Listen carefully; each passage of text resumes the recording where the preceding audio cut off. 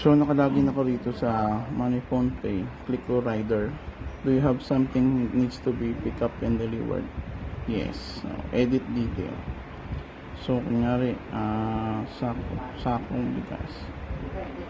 Isang sakong bigas. Ang weight niya, syempre, 25 kilo. Tapos, ang dimension niya, sako. Sabihin natin isang sako. Yan, nag-update na siya sa detail.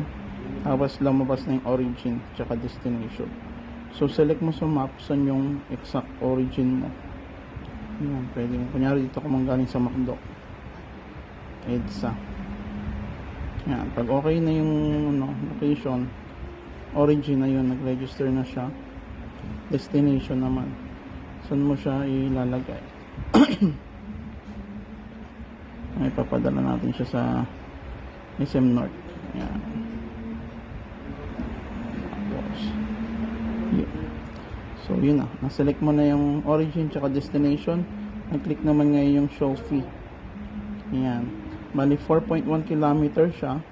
Ang charge sa'yo is 80 pesos. So, ang basic dito, computation is 80 pesos for minimum of 10 kilometers. Tapos, additional kilometers, 10 pesos. Yun pa lang ang naalala ko. Pero, pwede naman yun i-update.